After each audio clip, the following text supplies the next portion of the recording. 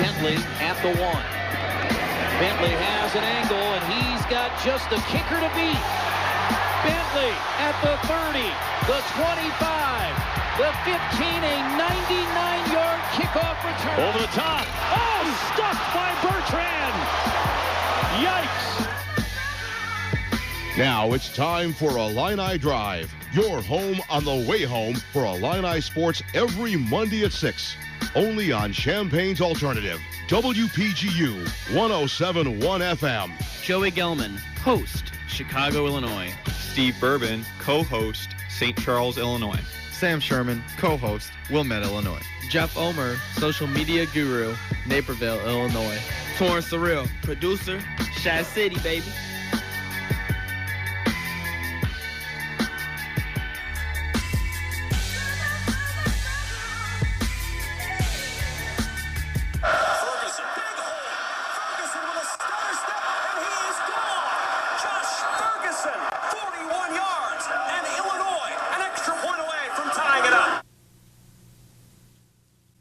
Welcome into Illini Drive on WPGU 107.1. This is your home on the way home for Illini Sports every Monday at 6. You can interact with the show today following us on Twitter at Illini Drive. Text line is up 414-533-7483, 414-53-DRIVE. So interact with the show. We'd love to hear what you are thinking because as much as we think we know, you guys know a bunch more than we do, and it can help us out on some very interesting topics surrounding Illinois and the rest of the sporting world. Stay tuned throughout the whole show as we have tickets to give away for Illinois football at the end. We'll have 2 pairs. That will be for the Illinois-Purdue football game this Saturday, 11 a.m. Memorial Stadium. So as I say that, our Steve and Sam are giggling a little bit. So the Sam's got a car. I got a little toy car. But I thought you were laughing about the powerhouse of Purdue football. No, I am. Okay. No, I'm not laughing at them. We're laughing with them. Because we're right in there with them. Yeah. Yes. We have tickets to give away. So remember, right at the end of the show, we will give those away. Breakdown for today, we're going to do a little Illini football talk. Alex Rue of the Daily Illini Sports will be joining us to check in on the latest on Illinois basketball recruiting buzz and the latest on Jawan Evans as his decision is going to be Wednesday and where he goes to college. And then we'll bring it national, maybe a little Bears talk, a little Big Ten football, and Brady Hoke and the nightmare that is Michigan football. And if we have time, we'll do badass. But first, we're going to send it to Trish Christakis, our football beat reporter, to give us a quick update. Trish. After facing the second-best football team in the Big Ten, the Illini are working on key aspects of their game this week, specifically their defense and getting sophomore quarterback Wes Lunt back in the game. Head coach Tim Beckman isn't down on their loss, but rather focused on Purdue this weekend. We've got to be able, in my opinion, to be able to look at some of the things that we're doing well and what we're doing with this program right now and continue to move it forward instead of dwell on the negative. Wide receiver Mike Dudek has a lot of hype around him being one of the few starting freshmen. Dudek doesn't look at his age as something that'll hold him back. You know, I've been doing this now for 9 months, and it can be done. And just because I'm a freshman doesn't mean that it can't be done. As the Illini start preparing for their big weekend at home this Saturday, they're looking to use their loss against Nebraska as fuel to compete this weekend. For the Daily Illini Sports, I'm Trish Christakis. Thank you, Trish, for that quick update for football. So, another weekend gone by, and an Illinois loss, 45-14. They fall to the Nebraska Cornhuskers. So Illinois now 3-2 on the year, and number 21 Nebraska is 5-0. So just a few numbers going along here to kind of get us started. Illinois rushing 78 to Nebraska's 458 all combined yards. Passing yards 261 for Illinois and 166 for Nebraska. So beat them in that category. Yay. But Nebraska, 624 total yards of offense. So a lot of questions to be answered by Banks and the rest of this defensive staff. Allison, a decent game. Again, 100 yards plus for him and touchdown. But big story is the loss of Wes Lunt for this past game and really seemed to take a toll on this Illinois team. So I'll open it up here quickly. On thoughts. Sam, you actually had the chance to be in Nebraska. Oh, yeah, we got to talk about your road trip. Yeah. I was there for the game, and I got to see. I just want to say real quick, I have to apologize right now because I've been defending the Illinois defense all season long, as you guys know. Yeah. And I have no words for them anymore. I'm done. at least until proven, That's all wrong. I've been saying all year, Sam. No, and you're right. And that's why I'm apologizing. Oh, I'm right. Thank you. About this, but not about other things. Say it a little louder. Yeah, you're right. Oh, Steve got the taste of defeat face. No, I can. But yeah, so I was actually be jealous because I was actually in Nebraska to see the Illinois defense just get destroyed by Amir Abdullah and the Nebraska Cornhuskers. It was tough to watch. I mean, it doesn't matter if you're a fan or if you're not a fan. That was a tough game to watch if you just enjoy seeing any kind of good football being played. Yeah, I didn't go, but I did watch all the game, which I don't think many people did. And it was pretty brutal.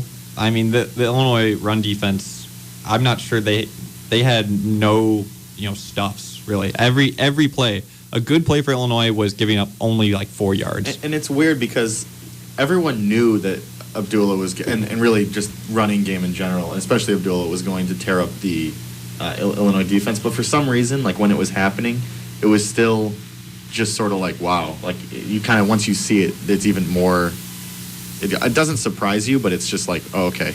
It's almost like worse than you anticipate. And people talk about Lunt being out. Well, he doesn't play defense. No. I mean, if that game was close, Abdullah could hit 300 without a sweat. I firmly believe that. I do agree that that Lunt's presence doesn't win Illinois that game. That being said, I do think that that's a much more interesting game for longer if Lunt is in that game. Well, if you don't have turnovers on the offensive side of the ball, Illinois had a chance to go up 21-7. Yeah. They threw a pick in the end zone, and then I think it was a 3-and-out was their next possession. Yeah. I mean, they had a chance to take a lead because the defense got 2 turnovers. I mean, they did their job sort of for the first two of the first 3 possessions. For very early in that game, I was sort of just sitting there in disbelief, thinking like maybe Illinois is gonna give them a game out there, and then very quickly I forgot. It turned into the Riley O'Toole show. Yeah, the Riley O'Toole show, and I know that last week I was a little bit rough, or maybe it was 2 weeks ago or something. I was a little rough on Riley, but you got to feel a little bit for a guy who's kind of put in a situation that, a very difficult situation on the road in front of a crowd of 91,000, more than 91,000, in Nebraska. Obviously a really tough team, and so the mistakes he made, I think that's a lot less on him as it is just the environment and having to be kind of thrown into the fire. Yeah, I mean, it's just difficult because you just, even though they wouldn't maybe have had a good shot if you had Lunt in there as well, but with putting Riley O'Toole in the position he was in, you just wish that Lunt was on the injury report earlier in that week, because I think game plan wise, at least comfort for O'Toole and the rest of the team, you can kind of put together a little more balanced offense and a package catered towards the kind of quarterback Riley O'Toole is. And while it's very different than Lunt, it maybe gives him a little more time to prepare against the Nebraska team. And so you just wonder if they had a little inkling of maybe he would have been hurt, and could they have done maybe a little more to prepare O'Toole in the event that he would have had to start that game on Saturday. Well, Lunt got hurt the week before. Right. So I think the team knew there was a definite chance that he would not play. Riley had been preparing basically as though he could go. And I think him not being on the injury report is more for Nebraska and for journalists. Yeah, exactly. To say that, they didn't want to tip their hand that O'Toole was running out of the tunnel. And I think it was even said that Lunt's only playing in an emergency. But even with that, I think today they said, correct me if I'm wrong, but I'm pretty sure today they were saying, and I know, even though it looks like now, and they basically said Aaron Bailey, he is redshirting. That seems like the plan. Yeah. But now, if O'Toole had gotten hurt, they said they would have put Bailey in. But wouldn't that have been that emergency situation that pretty Lunt much would have? I don't know. I don't see any way you would put Lunt in that game. I know the whole quote-unquote emergency situation. If he could come in an emergency situation, you would have played him. Unless you have 8 blockers, at all times, and just sit him back there like a statue. Just let him sling it around. Well, it's just difficult because we keep seeing week to week, and the offense makes a little bit of strides, then Lunt goes down, then you're kind of in a rut, and you have to rely maybe a little more on your defense, and that doesn't come back and help you either. And we knew how good Abdullah was. I mean, we've talked about it, how good he is. But like you said, it's kind of like that reality check of, whoa, this guy's a premier back in the Big Ten. I mean, Steven and I were at the volleyball game for a little bit of the first half of the football game, and I got texts left and right that go, holy Abdullah. Like, once people saw him and see what he had done, especially against a Illinois defense, it was just incredible. And you just look to a team like Nebraska and you go, boy, when's Illinois going to become that kind of team? And I just don't know. I mean, one thing just that's off the field that I found is just being in Nebraska was just sort of seeing the fan base there, and I think Illinois is years away from that kind of fan base. At least that'll show up. I think they lead in the NCAA football in consecutive sellouts. They're like something like that. But that was something that I was extremely impressed to see. I mean, I knew that that is going to be a sellout and everything, but to be in a Big Ten stadium that's packed and rocking, and you could tell the team was, Nebraska was into it, and it was definitely, I think, a disadvantage for Illinois, as going on the road always is, but especially when you're going on the road in a hostile environment like, Nebraska's Memorial Stadium. So that's something that's off the field that I think that once. It's tough because you have to I think that they have to be good for people to show up. But I think that a lot of being good also has to do with that support and having a home presence actually be an advantage because of how rowdy the crowd will be. Yeah, they definitely go hand in hand, and Illinois is obviously not close to that right now in either part, fan base or winning. But one guy we haven't talked about yet who I think was unstoppable was Randy Gregory from Nebraska. I think he had 2.5 sacks, but he was literally tossing around Simon Stevanovic, somewhere in there. Yeah. Simon's a 4-year starter. Mm-hmm. He's coming up on 40 starts in his career. He's a good left tackle, and Randy Gregory made him look bad. Unless there was a double team, and even when there was a double team, he was getting to the quarterback. And I'm not the biggest O'Toole fan, but I credit O'Toole because he took some shots, and he stood in there. Now, did he make good passes? Not really. But he stood in there under almost constant pressure. I mean, Randy Gregory was committed to Purdue for a long time. Whoops. Signing day switched to Nebraska, and that's kind of worked out for them. Gregory is a absolute, high up there for an NFL prospect an NFL draft prospect going forward. He was unstoppable, and that's when you have to go up against as difficult of an offense as Nebraska is, and then on the other side you have to go up against a defense, but especially a guy like Randy Gregory. And not having your starting quarterback. That was just a tough situation, especially when Illinois is chasing. He can just rush the passer, whatever. I think another bright spot was Gmo for Illinois. I mean, he looks like the real deal. The touchdown he had, O'Toole underthrew him by probably 10 yards, and he made this outstanding play. It looked like something out of Alshon Jeffrey's book, and just climbed over the defender and shook him off and went for the touchdown. I mean, he looks really good. And I was waiting to see him do something like that in Big Ten play, and he did it in the first game against the Big Ten, because he made some great catches in non-conference, but then you wonder, well, when he goes up against some harder competition, harder defensive backs, how's he going to show up? And he absolutely showed up, and I think that's a great sign, because in some of these games that are kind of on the fence for Illinois, I think that it's going to be great for them to have a guy, that really the guy that we've been saying all year as possibly this go-to guy that I think Illinois football's been waiting for. Yeah, I think he's the real deal. If someone else could step up on that offense, that'd be good. Obviously Ferguson, but they can't get him enough touches. Mm-mm. But isn't it amazing that you find a guy like that in JUCO? Yeah. I mean, that's what's always amazing to me is, Illinois is trying to rebuild this program, and as we've mentioned, not even close to maybe what a Nebraska would be, but you find these little diamonds in the rough, whether it's a Jihad Ward from a JUCO, whether it's Geronimo Allison from JUCO, and even getting the lucky transfer of Wes Lunt to come here. Offensively, it seems like there's kind of a standard, and especially I think probably having Bill Cubitt helps that, but they've been able to kind of develop a little core here that can move along forward. It's just defensively doesn't seem like it has that same kind of trend. It's like one of those, I always relate stuff back to the NBA. It's like, of course, from the D-League, and you have this D-League success story. But I know we touched a little bit on Amir Abdullah, but just looking back at the stats, it said that this guy had over 100 yards in the first quarter. Yeah, he didn't play the last 21 minutes. Well, it was interesting because I was sitting in the press box in Nebraska, and there were a bunch of Nebraska reporters behind me, and as Abdullah is just shredding the Illinois defense, they're going, "Wow, he's going to have 100 yards after the first quarter," and I'm like, "Yeah, that's not the most surprising. You're going to see a whole if that's going to impress you." Yeah, so I don't know that. It was in some ways it was sort of a treat to be able to see a guy who's that talented in person. But I'll say if you're on that Illinois football team, I don't think it was such a treat. now, Sam, I'm going to test your reporting abilities here. I know you were in Nebraska. Mm-hmm. Did you see Bo Pelini's cat? No, I didn't. Is the cat not on the sidelines? The cat may have been on the sidelines, but I was a little bit far up, so I wasn't 100% sure. Yeah, I was disappointing. I wanted to see the cat. Yeah, I thought he would come out like Lion King. You guys see that at the spring game? Yeah. It was an amazing moment.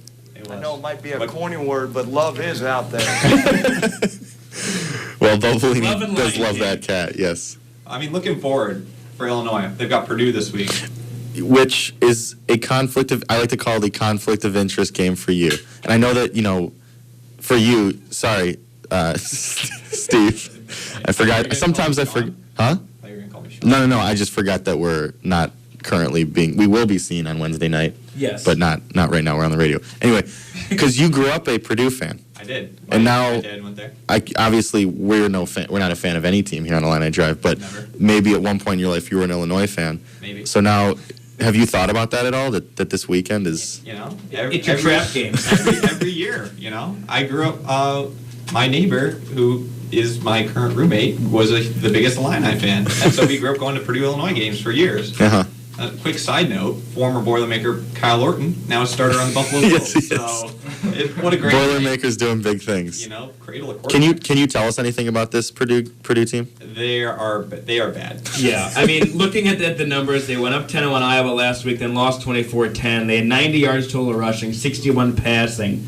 And the only score they had was on a pick six. Right. And they let up a boatload of points. Week 1, they let up 34. Week 2, 38. Week 3, 30. Week 4, 35. And this last week to Iowa, 24. So, should be a winnable game. We'll go around the horn here. We think Illinois can come out on top. If Illinois' defense can't stop Purdue, then they won't stop anyone all year. Purdue's offense is a mess. Their quarterback, Danny Etling's only a sophomore, but he's made... He started mid-season last year, so he's probably out almost a full year now. But he's been benched twice for Austin Appleby, who's a redshirt freshman. And they've got two good running backs, Akeem Hunt and Raheem Mostert. They're both kind of return guys that play masquerade as running backs. They're small in stature, but they're really fast. Illinois fans will remember Hunt had like a 70-yard touchdown on one of the first plays last year. So if Illinois' defense can't stop Purdue, they won't stop anyone all year.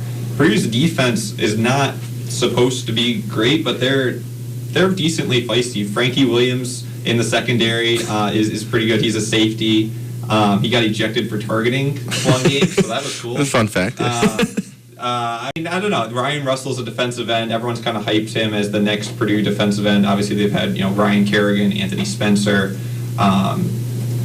Cliff Averill, those kind of guys that are in the NFL, kind of that pass rushing defensive end. He's been more hype than production, but he's definitely an athlete out there. So Illinois should win this game. I think they're 11-point favorites going in. But I mean, we haven't seen this Illinois team dominate anyone this year, so who knows? I can keep it pretty short and just saying I don't think that it matters as much of can they win. I think yes, obviously they can win, but I think it's more about it's kind of a must win for them. I think we can all agree on that because it's really the last game for them that is a very winnable. Penciled in win. Yeah. At least they'd hope so. So it's really it's that must-win game for them. So and I do think they're going to come out on top. And as bad as they've looked at times this year, Illinois is still on track. You look at the season. We did this last week. You look at the season. They're 3-2. They've won the games they've won. They've lost the games they should have lost. Until they win a game they shouldn't or lose a game they shouldn't, they're still on track. Hey, it's orange out too, man. They're going to pack the stadium. Pack the stadium? Are they going to put towels over the empty seats? Oh. Okay. Boy. The orange out. Orange out, that's a good idea. First 20,000 fans get orange pom-poms. What's it, 125 years of Illinois football? Same as Nebraska. And look how they've turned out. Yeah, we're still they're still clinging to Red Grange and Butkus at Illinois, and Nebraska's got Abdullah in 2014, so yeah, a little bit of a difference. Yeah. But no, I mean, it is a must-win for Illinois, and you wonder, if Lunt is 100%, then yeah, they got a shot. If he's not, anything can happen to this team, because the defense is incredibly unreliable. So it's just a difficult spot to being if you're Illinois, and boy, if you lose to Purdue at home, they're going for Beckman's head in about 5 seconds. I mean, they beat Purdue at Purdue last year when Purdue, I said Purdue like 4 times, had 5 turnovers and got 0 points off of it. So that's how bad the Boilermakers were last year. Right. So we think Illinois will probably come out on top, but we never know because we got to wait until next week because we have a weird crystal ball in this room that sometimes works and that doesn't. So we're going to shift gears, take a quick break here. We're going to welcome in Daily Illini's Alex Rue to talk a little Illinois basketball recruiting buzz and the latest on Juwan Evans. You're listening to Illini Drive on Champaign's Alternative, WPGU 107.1. This is Clark Kellogg of CBS Sports, and you are listening to the Illini Drive. Enjoy. Welcome back into Illini Drive. This is your home on the way home for Illini Sports. And we welcome in Daily Illini basketball columnist Alex Rue. Follow him on Twitter at ARU94 as he joins us today to break down some Illinois basketball recruiting and the latest buzz surrounding all that is Fighting Illini basketball. Alex, how are you? How's it going, guys? Thanks for having me. Thank you. It's not football season right now. It's basketball recruiting season, right? Exactly. With the football team struggling a little bit, a lot of fans are focused on Illini basketball, what's going on with John Gross right now. So, it's an exciting time. What's it been like for you? You've kind of exploded in the Twitter world with since you've been kind of covering recruiting. That's got to be kind of cool. Well, it's nice to get my name out there, but really, it's all about what John Gross has done on the recruiting trail. I mean, without him landing these high-profile recruits, I wouldn't really have anything to cover. So, just being in the conversation for these high-profile recruits is really a big step for the program. And, really, he's just making waves out there, and gives me something exciting to cover. So, and one of those dominoes we've been waiting kind of did fall with Jalen Coleman Lands with throw the hyphen in there. I guess what's kind of his game? What's he going to be like? Right, Jalen Coleman Lands. He kind of came out of nowhere on the recruiting circuit for Illinois. He was originally considered a Notre Dame lean, and Gross just kind of swooped in and scooped him up within a matter of about 2 weeks, like in the public eye. So his game, he's basically a combo guard with a lights-out three-point shot. Shot about 50% last year in high school from 3. So that's something that the Illini obviously need as a perimeter threat. He's been compared, as far as Illini go, to Brandon Paul, except a little better handling the ball. And then as far as what his game could ultimately project to, maybe like a Ben Gordon, Steph Curry type, someone that can handle the ball but really also be deadly from three-point range. Jamal Crawford as well is another name that's been thrown out there. I like that. I'll take a Steph Curry in about 5 seconds. Now, other than what he'll do on the court, which is ultimately the most important thing for the team, what did his commitment really do for the program overall? Well, even though he hasn't been on Illini fans' radars as long as some of these other guys, he's just as high up there as far as rankings go. He is a top 35 guy in the country.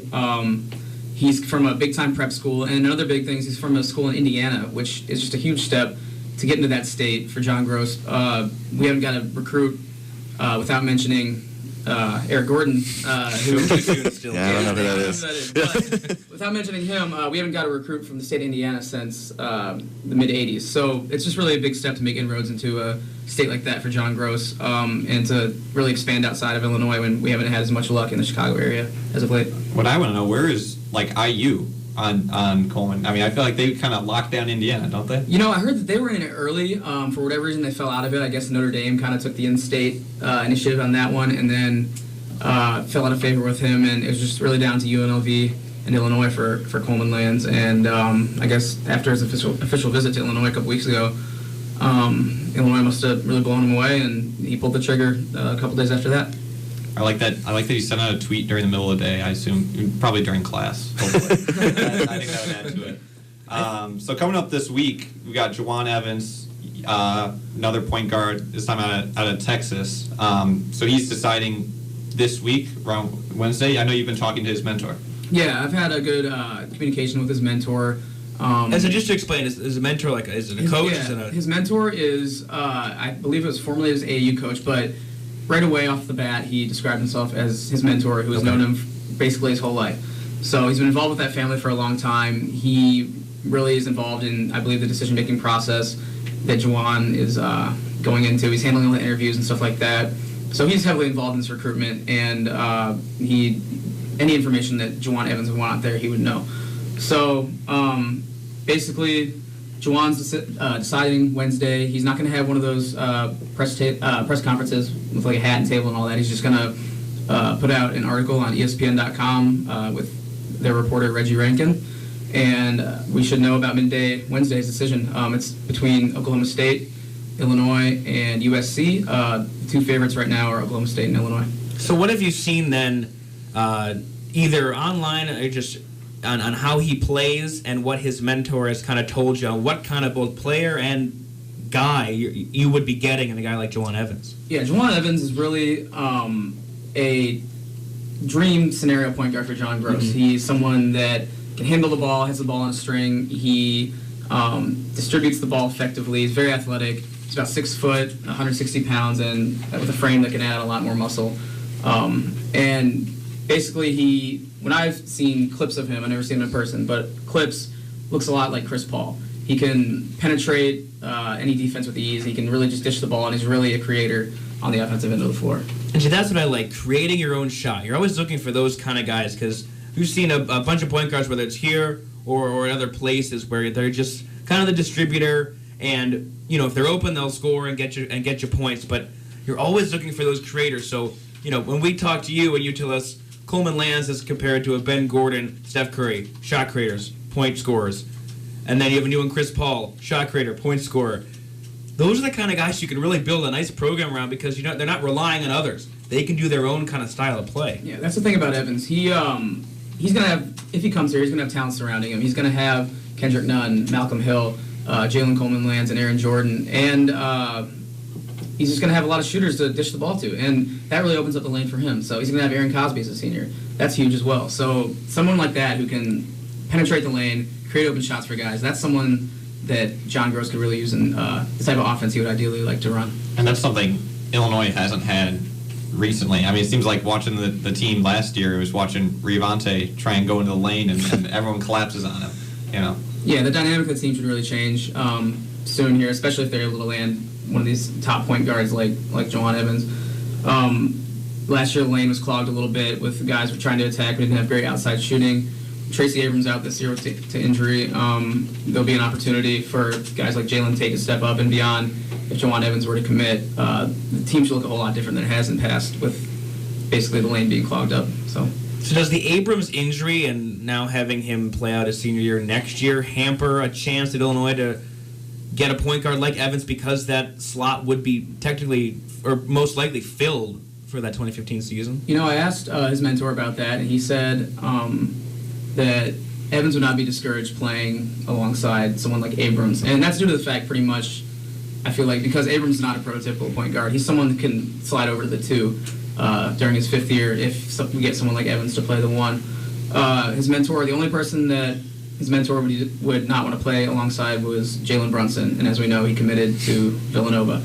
I asked him about Jalen Coleman Lands and his commitment, and his mentor said that Juwan doesn't have a problem playing with Coleman Lands because he's more of a combo guard who would probably take over that 2 role if Evans were to play 1 here. So I like that, because everyone was worried the day Coleman Lands committed there goes Evans because he's a guard, but it really seems like he's much more of a shooting guard that can play alongside a guy like Evans, which would be a nice scoring 1-2 punch. So I guess looking ahead, is it still locked in that Evans and a guy like Elijah Thomas would want to play together, and wherever Evans goes Wednesday, should a decision on the other front for Thomas soon follow?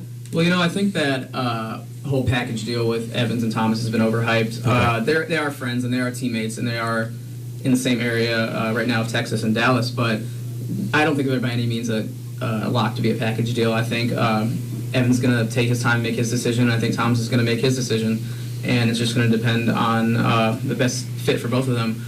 Doesn't mean that they're going to the same place. Doesn't mean that they won't go to the same place. But it's really, I think, going to be an individual fit for them. But they have mentioned that it would be fun to play together. They've entertained the idea, and we all know that Illinois fans would be ecstatic to have both of them. So I feel like a lot of these, you hear about this a lot in recruiting. Guys want to be package deals, but I mean, they don't. That really doesn't work out too much. Rarely doesn't work out. It seems like it's usually it's fun to think about, but in the end, these guys have totally different situations going on, and they have different coaches recruiting them, and it's just hard to with scholarship limits and stuff, it's hard to go have like an NBA type Big 3, Big 2. So. Yeah, I got you. And the other guy you mentioned, Elijah Thomas, is power forward out of Texas. I guess, what do you know about his decision-making process, and how involved are you in that? I don't have as good communication with his handlers as I do with Evans, but he has been more open with the media, just in general, and on social media and stuff. So it's been easier to get a read on his recruitment. He's obviously very involved with the Illinois fan base on Twitter, Instagram, Snapchat, stuff like that. It's been reported that following his visit here, that Illinois is his leader currently in his recruitment. So he tweeted today that he's still planning on taking his SMU official visit. So don't expect any commitments, at least until after that.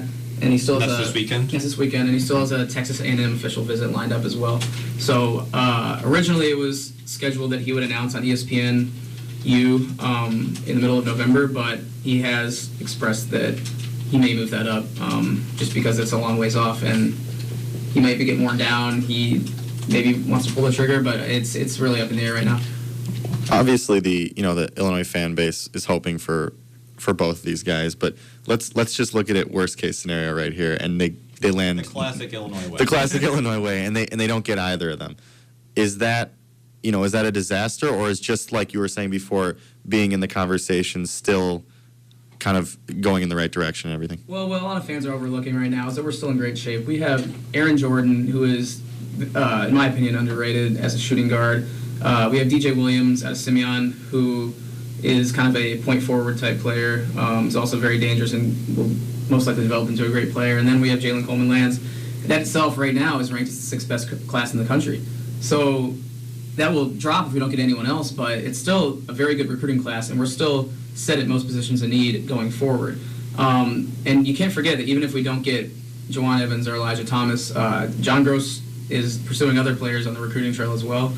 Tomorrow he's going to be in-house with Carlton Bragg, who is a big-time recruit that's being pursued by teams like Kentucky. He's just another one of those blue-chip guys, and Gross is right in there with him as well. And then there's another player out of Canada by the name of Jamal Murray, who is a 2016 guard, but there's been rumors that he might reclassify to the 2015 class. And he's more of a point guard as well that you can be sure Gross will pursue no matter what. Yeah, I actually been reading a little bit about some of those guys in Canada, and it sounds like Gross and some of his guys were up there recently kind of recruiting that whole team up there. Yeah, Gross has offered several players in Canada just recently, and Murray they're going after the hardest, but it seems like they're really trying to make some inroads north of the border up there. Yeah, Canada, kind of out of nowhere. Andrew Wiggins? Yeah, Anthony Bennett, I think, was in Canada. Yeah, talent up there. Yeah. You say Bennett is talent. Yeah. Huh? So Anthony Bennett is talent. He was good in college. In college, was he? Well, I mean, yeah. Well, I think. Number one pick. Yeah, number one. Somebody thought so. Yeah, someone in the Cavs. Alex, I had a question. Just kind of in terms of general recruiting talk, I guess. All these guys, they take their visits and everything, and then it always seems like the reports after, no matter where they're visiting, it's always they had a great time or they really enjoyed the visit. And I think that people always want to be like, oh, that's great. But if they're saying it after every visit, then it's really hard to really take too much away from that, because it seems like they'll always say that they had a great time, just at the very least out of respect for the team that had been recruiting them. So what are some things that you think that fans can, and what anybody can kind of take from these visits outside of just the initial reaction of how, if they're asked how their visit was, in terms of like, what can they look to see more kind of concrete evidence of why they might be committing to that school? Right. I mean, very rarely are you going to have a recruit come out and just say, "Oh, that visit sucked." I mean, they're usually going to say they had a good time. Well, with Tim Beckman, it might. They're going to say they had a good time. And one thing I look for is, did the recruit seem to be enjoying himself, as far as you can tell? Elijah Thomas, since his recruitment has been more out in the open, like I said, but when you looked at his Twitter, even his mom's Twitter, they seemed like they had having a legitimate good time. Like they were posting pictures all over the place. They were enjoying themselves. Now, if that translates to I want to go here for basketball, we still don't know. But I feel like if the recruit's having a great time on the visit, it points toward them being able to picture themselves at that university. So something like that, I feel like is a good sign. When I spoke to Evan's mentor, he this is immediately following Evans' visit here, so a couple weeks ago. He really sounded high in Illinois, was really gushing about Illinois and their presentation they had to Juwan Evans, just the facilities and the vision they had for Evans in his future. And that, if you would have asked me 2 weeks ago, I'd have said Evans for sure coming here. But after the Oklahoma State visit, I mean, you never know. His tone was a little bit different. So it's just a little more measured and even. So you never know. Obviously, people come out of the visit and they're on a high, but you never know once they sit down and actually weigh those options what they're thinking. So the visit always, I feel like, isn't a great measuring stick right after they come out of that visit. So. I mean, I guess I don't want to put you on the spot for you to make any kind of predictions or anything. But if you had to say, Thomas Evans, and you had to say I know that you said with Evans you maybe lost a little bit of what you thought initially. Oh, he's definitely with Illinois. Who do you think Illinois has a better shot eventually at possibly landing? At this point, I would say Elijah Thomas. There's more good signs coming out of his camp that we would land him. I'm really split on Evans at this point. I think it's really 50-50. Even his mentor said today that Evans is not 100% sure where he's going. He's really going to sit down tonight and just lay out all the details, try and make a decision. He's going to talk to his mentor, talk to his mom, and really make a final decision tonight. So I think at this point, there's just been more positive signs coming from the Elijah Thomas camp. For whatever reason, it seems like Evans has cooled on us just from the national recruiting experts and their opinions. They've kind of, some of them have switched their picks from Oklahoma State to Illinois. It's just for whatever reason, he's cooled on us in the public's eye. So that's the thing about recruiting, man. It switches like literally every 24 hours. Exactly. That was 3 weeks ago, and almost everyone thought that Evans was a lot to come here, and now we're up in the air about 48 hours from his decision. That's why you're up about 1,000 followers within a span of 2 days. People like you now. And I guess so. Any other little tidbits from the mentor on Evans in terms of maybe how the decision process has gone? For a lot of kids going to college, it's, solely one reason or a major or academic, and for athletes, it's got to be a whole other animal and weighing both of those. So anything else he's kind of given you an insight of how kind of the decision process has been going? One thing I've noticed with these guys, his mentor and through him with Evans, is that they've really stuck to their plan of saying, you know what, we're going to take these visits and we're going to stick to it, and then we're going to come and make a decision following this Oklahoma State visit. Some people were speculating when Evans was on his Illinois visit that he might commit on the spot.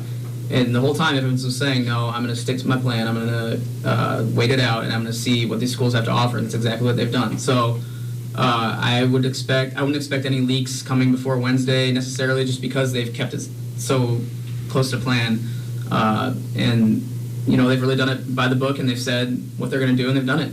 So as far as tidbits go, he's really kept it close. He hasn't been too active on social media, and he's let his mentor do the talking, someone that's more experienced and probably has handled this type of thing before and knows how to talk to the media and not let too much slip out. So any information on where fans can see the decision, or it's going to be that ESPN article like you mentioned? Right. I would pay attention most of all to Reggie Rankin, who's an ESPN writer, ESPN.com. I assume that he's going to receive the information probably sometime tomorrow on Evans' decision, and as long as he keeps it tight, close to the vest, then he will put that article out regarding Evans' decision midday, around noon, most likely on Wednesday. So obviously you can follow me on Twitter. I'll hopefully be keyed into it. Should be. And Reggie Rankin as well. And just, I'm sure when it breaks, it'll break fast and it'll get out there. So. At the very least, be on Illinois Loyalty. Illinois Loyalty, yeah. Place to go. Yeah. They're on top of things over there. So. Well, Alex, we appreciate the time. Thanks for staying on top of this for all of us here and giving us a little insight on how this whole recruiting madness works, and hopefully Illinois fans can get some good news on Wednesday. So that's Alex Rue, Daily Illini basketball columnist. Follow him, as he mentioned, on Twitter, at AROUX, that's AROUX 94. And stay tuned for the last segment of the show. We're going to break it down with a little Chicago Bears talk, a little Big Ten, and some fun Brady Hoke not so comments talk, whatever you want to call it, because he's got a sinking ship at the University of Michigan. You're listening to Illini Drive on Champaign's Alternative, WPGU 107.1.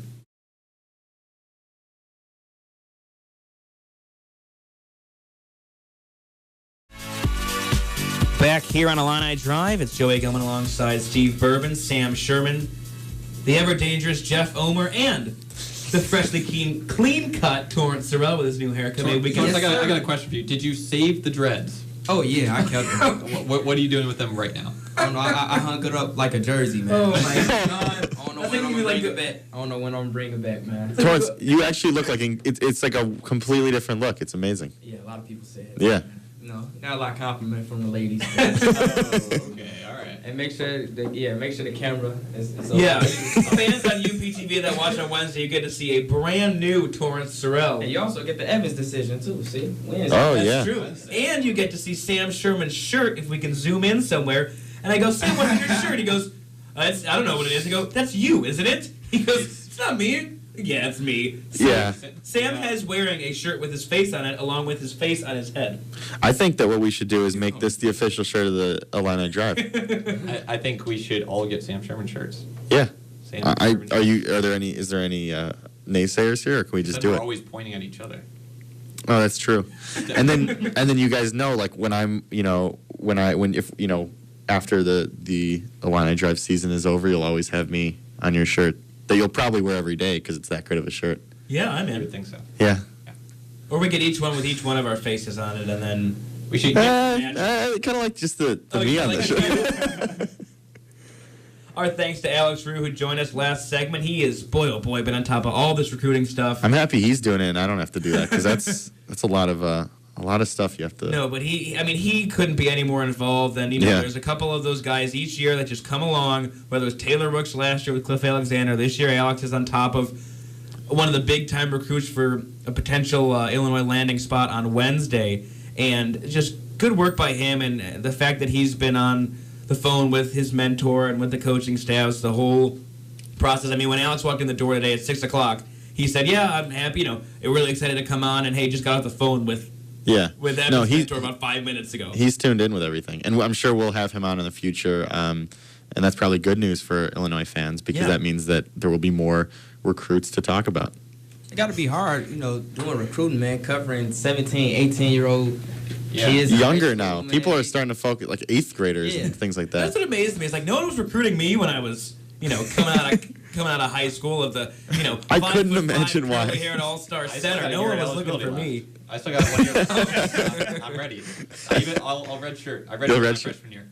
But isn't that amazing, though? A fan base here in Illinois, whether it's all 40,000 undergraduates or whatever you want to call it, that they're this zeroed in on the decision of one 17-year-old high school student. Yeah, it's crazy. I find that unbelievable. You sort of think, though, that I think that for most of these guys, not all of them, but I think for a lot of them, I think the attention is probably a good thing. And I think that you have to, that's probably a part of the, not really the official pitch that John Gross will give, but I think it's kind of the unofficial thing that comes with it is, and the first, I think Jalen Coleman-Lands got this a little bit, and I think that any of these next big-time recruits, if they commit, Illini Nation is hungry, and they're going to be hungry now for any time that these guys come through and are potential Illinois players. Well, it's like when we saw the Cliff Alexander debacle last year, and the video of the fans going up in arms in excitement when he picked the Illinois hat, but then not realizing that he had picked up the Kansas hat. You saw that video on Jimmy Kimmel and all these other things, and everyone's making fun of it and go, Illinois fans being, one, let down again, and two, just overreacting to what a high school kid's telling you and making his college decision. But I think that shows just how strong the fan base is. The fact that you're having that many people be that excited or that depressed about a basketball program that they feel that they can represent themselves through and be proud to represent the University of Illinois like that, I think that speaks dividends. You mentioned the Nebraska fan base of the football game and how that's awesome. I think it parallels pretty well to the Illinois basketball fan base of, one, how interested and involved they are, but I always see Illinois basketball fans as really much more educated than I do the Illinois football fans. And Illinois, and not to dock any Illinois football fans, but it just seems to me Illinois basketball fans are really zeroed in on what the program is doing, the recruits they're going after, and just an overall knowledge of how the whole process works, and then translates that onto what they can analyze on the floor. It just seems like it's a well-rounded fan base that, as you mentioned, is very hungry, and hopefully recruits can see that and join aboard starting Wednesday. And one last thing I want to say, recruiting-wise, and this is something that's kind of been said before, but when Evans makes his decision on Wednesday, and then eventually Thomas makes his, just people on Twitter don't say mean things. Yes. You don't have to. I've seen both ways. I've seen people not only not say mean things, but then also say positive things like good luck. I'm not saying you have to wish him luck. You don't have to. I mean, you don't. But don't do the other way. That's just I mean, these guys at the end of the day, they are 17 years, and even if they weren't kids, which they are, just don't say mean things. Just let him make his decision, and I think John Gross is still going down a good path for Illinois basketball. So it should be an interesting day Wednesday. We'll see what happens. We'll be on UPTV, but we'll also have you updated on at Illini Drive, at Daily Illini, everything. Follow all the reporters, especially Alex, Aru94. He'll have it all for you on the latest on Wednesday, as he mentioned. Should be around midday, maybe noon, where Evans will make a decision through ESPN reporter Reggie Rankin on ESPN.com. So looking forward to seeing if we can get some clarity. And, you always think that maybe the program can't get these guys until they start winning consistently, and you hope that maybe this one breaks that trend because they haven't made the tournament last year, but see if they can land someone on Wednesday. So let's shift gears here a little bit to Big Ten football. And it's funny, we talk about Big Ten basketball and how a premier and elite conference Big Ten basketball is and how abysmal Big Ten football is. So looking at the Michigan Wolverines and a loss for them this weekend in interesting fashion. So I guess that was so eloquently put there. Yeah. So I guess just looking at this team here, like I said, another loss this weekend, and some questionable calls in terms of concussion-wise, and Brady Hoke's decision on a few of his players, and the fact that I think he came out today saying he doesn't make the decision on who plays. Well, then who's coaching your football team? It's like and then what did he say after the game, that he didn't know if he had a concussion or not? Right. Or there's a test. Yeah. It's a test. Like there's no ambiguity. He does have a concussion or he doesn't. Like, where is there confusion? I don't know. Brady Hoke. So does he not only this weekend, but does he survive this season? Should he be gone now? No. Well, sorry, I made two questions. So yeah. Does he survive the season? No way. He absolutely not. I thought after they lost to Utah, I think that was last week, that he would be fired at the end of the year when they got blown out by Ohio State. I'm not sure he makes it that far anymore after all of this. I mean, they are bad. Like, you bench your senior quarterback to bring in this other kid who had, I think it was under 100 yards passing, thereabouts 100 yards, and then for him to look like he had a concussion. Like, he couldn't really stand, didn't look like he didn't know really where he was, came in for a play or something, and then in a blowout loss. I mean, they were already chanting "Fire Brady," and Sam, I know I talk about this all the time, but I don't like head coaches that don't have a specialty. So, Mike Leach is an offensive coordinator. You know that. Mm-hmm. He's an offensive coordinator that is a head coach. Nick Saban is a defensive guy that is a head coach. Tim Beckman is a defensive guy, and he is a head coach. You can't say that with a straight face. You're clear of that. But he's the exception to the rule. What does Brady Hoke do? He doesn't wear a headset during games. So does he literally ask someone every play, "Hey, what play are we running?" What does he do? I don't know. His voice is comically high-pitched. Just to throw that in. Yeah. I mean, I think that what we saw this weekend was beyond just poor play on the field and bad coaching. It was then the comments after the game and then the day after the game that he just couldn't seem to stop saying just things that were making it easier and easier for the athletic director or the team, for him to be fired basically sooner than later. I think that it's pretty clear that this will be his last season. The question now is, when do you cut this off? Yeah, I'm not sure what you gain from firing him earlier. I think he'll probably ride out the season. But, I mean, when you have the whole carrot for Michigan, Jim Harbaugh is out there, and he's the Michigan man. I mean, there's no way he keeps his job longer than this season. And just real quick, a reminder, we have Illinois football tickets to give away for the game against Purdue this Saturday. We'll have 2 pairs, so call in right after the show. We're off at 7. That means you call at 70001. Whatever the millisecond is right after that I can't do my math. You're not selling it as well as you should. This is Illinois, Purdue. Yeah. Saturday, one day, only one day. Arguably, Monster truck. seriously, arguably the biggest game in Champaign. Orange out, baby. Orange out. Yes. No, I mean this is about but seriously, this is the biggest game of the season to this point for Illinois. Yes, it's the most consequences if you lose. Yeah, so shouldn't the Illinois fan base come out? They don't want to watch 2 terrible teams play. But one of those 2 pairs of tickets to give away, so those 4 people will be coming out. There's no ties anymore, right? No, are there? There's not. There are. When were there ever ties? There's never ties. This isn't the NFL. That's my point. There's no ties. Where are you going with this? Let me give the phone number real quick. 217-337-1071, 217-337-1071. That's the contest line here at WPGU. So call in right after the show, and you'll win yourself a pair of tickets. We got 2 to give away today, so we can have 2 winners. Continue. One of those bad teams will win. That should count as like a half Big Ten win. But it doesn't, and for that reason, I think that the Illinois fan base should show up. It's a W. It's not a pretty W. But it's a W. I think that's what we'll actually hear Illinois head coach Tim Beckman saying after the game. Hi, this is Dan Bernstein and Terry Bors. You are listening to Illini Drive. Our motto is win. Whatever is necessary today. Oh, I love that. Wind. Wins. Whatever's necessary Saturday. Yes. Or whatever is necessary. Yeah, Saturday. Soon. Call in right out. Give the number one more time. 217-337-1071. 217-337-1071. You know, we bash on Illinois football, but we're trying really hard to get fans there. So yeah, I'm just critical. Yeah, but we still say, hey, it's a fun game to go to. I think it's cool helmets. Yeah, the cool helmets, the uniforms. Show up to see maybe Westland play, maybe he won't. Who knows? You know. And Kyle Orton went there, so Kyle Orton, Drew Brees. Come on. Yeah. I want to know how much they selling these tickets for on StubHub. Last year at Purdue, it was under $1. Oh boy! Like they charge you more to use StubHub than to buy the ticket.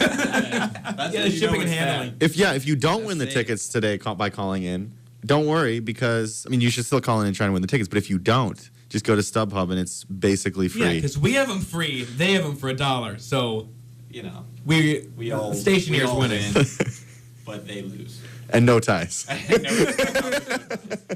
do that. Wait. Can we go back to the wind for a second on that clip? Because that's the best part. Is the fact and I talked over it. Do you want to play it again? Do we have it again? Yeah, you can play that again. I was talking. We got to find it. Anyways. Yeah. So, remember last year they had the bracelets, win. Yeah. Win, sorry. Whatever is necessary. But when Beckman was explaining it was whatever is necessary today. But there's no T on the wristband. And so the reporters asked him, well, shouldn't it be wint? And he just brushed it off and kept saying, no, it's win, whatever is necessary today. Win. Hi, this is Dan Bernstein and Terry Bors. You are listening to Illini Drive. Our motto is win. Whatever is necessary today. Yeah, so he was on with Bors and Bernstein, our friends at The Score, and it's the epitome of a Beckman quote. Beckman can't get out of his own way sometimes. Between Wint and lasagna and everyone, what was the other one? Everyone needs a little love. There is love out there. There is love out there. That's my favorite one. You can get away with a whole show just now. playing If Beckman Illinois loses at home to Purdue, there will not be very much love. No. There will be love in West Lafayette. Yeah, that's true. And that's not where you want the love. Well, they're for a week before they get blown out. Is it really a win if either of these? But like we were saying, it's really not a full. It is, but it's not. It's like It should be like a MAC honorary win. And like Northern Illinois win. Yeah. Those other conferences that sneak in and take them all out in the paper. Yeah. Ooh. Okay. Ouch. Yeah. Oh man. Do you guys have badasses? Do we want to do it? We got a few minutes left. I haven't. Yeah, just open it up. Steven, go for it. You're itching to get your badass. Not really, but okay. So as you know, I covered the Illinois volleyball team for the Daily Illini, and this past weekend they welcomed Maryland and Rutgers, Big Ten newcomers. And Saturday night against Rutgers, the team hit. Let me look up the stat here. The hitting percentage in volleyball is like kills over errors. You know? Okay, so they hit the highest percentage they have under Kevin Hambley, which is .473, which is over double their season average. Wow. Jocelyn Burks named Big Ten Player of the Week. The Illinois volleyball team are my collective badasses of the week. Nice. They're unbelievable. I mean, talking with Hambley, and there's been some changes in that team. He's so chill. Yes. I don't think I've ever seen him lose his composure. Yeah, it's amazing. It's funny. I was talking to Nick Fort, one of the other reporters for volleyball. We were sitting at the volleyball game, and he goes, "Let's take a bet on how many times Hambley gets up from his seat during the game or during the match." And I go, "Why is that?" He goes, "Because he's just calm. He knows his team is good enough to beat these Big Ten newcomers, and he's not going to get up." And I still won the bet he got up 5 times, but it's better than 40 that John Gross does. I mean, it's amazing just how much confidence he has in this team, and he has said time and time again, this year's team is one of the best offensively skilled volleyball teams he's had in his tenure, and defensively for them, they've really amped it up on the block, and freshman Brady Donnelly at libero is incredible. She's just filled Jennifer Beltran's shoes seamlessly. Yeah, and obviously Beltran is one of the best liberos in Illinois history, all-time digs leader, but Donnelly has been outstanding. As good as you could ask of a freshman. And I mean, she still, like we've heard, needs a little bit more vocal leadership, but boy, oh boy, is she giving it on the court. It's I bet Hambley will stand up more this week. They've got Minnesota on Wednesday, ranked team, and then Wisconsin's a top 5 team coming in on Saturday. So maybe like a bingo board, like the Hambley stand-up line for like the gambling, and then the Wint and the lasagna, and we got all of them on there that we can pull from all the coaches. Yeah. I do have a badass of the week, and actually our social media guru agrees. What are you waving at me? Okay, and who it is it's Hey Sam. Yeah. Oh, my shirt. Oh yeah. Either me or my shirt. Either one works. My badass of the week is the Ohio State assistant strength coach Anthony Schlegel. Tweet this out if we could find it after. You can do it after the show. Anthony Schlegel was not so happy during the Cincinnati-Ohio State game this weekend when a fan ran on the field. He was so unhappy, in fact, that he body slammed the kid to the ground, rightfully so, because anybody who runs on the field or the court, it's pretty dumb, or anything. Sometimes I think you'll see police officers chase after these people who run on these sporting events. No, he just went straight ahead and he body slammed him real good. Oh, he's better than the security guard could. Yeah. Can he play Sam for the? Find out if he has any eligibility left. Yeah. Get him. He's a weak side linebacker. I don't have one as far as for professional sports, but I'd like to give it up to Alex Rue again. Dude just did an amazing job on recruiting, and that's definitely a hard thing to do. I mean, covering 17, 18-year-old kids, and they just switch their minds every day. But he's doing a really good job and staying on top of the story. So, shout out to him, man. We definitely got to get him on again. Yeah. Perfect. And I guess my badass, we'll sneak Kyle Orton in there. You got to love when he gets the job back. Neck beard. Yeah, the neck beard and all. It's just, I don't know. He was a decent quarterback with the Chicago Bears, and just nice to see him get another chance. And hey, if someone's paying you $5 million to come back off your couch and play, I'd do that in a heartbeat. I think he'd prefer to hold the clipboard for $5 million. Well, that too. Well, really quick question, but Steve, who is, just because you've been a Purdue fan in your life, where does he rank in your favorite Purdue quarterbacks of all time? 1. Really? Yeah. Oh. And that's the way we'll end the show. So, thank you for tuning in to today's edition of Illini Drive. You can watch us again on Wednesday on UPTV. That's at 9 p.m. We do that every week, and we'll post this show on the website, dailyillini.com, as well as everything else. You can find latest news and notes on Illini Sports. We thank Alex Rue for jumping on with us. Was a great addition to our... A great addition to, sorry, we're answering phone calls while we close. A great addition to our show today. He's at ARU94, and he'll get you the latest buzz on Juwan Evans, who will be deciding on Wednesday around midday. So, Twitter handle at Illini Drive.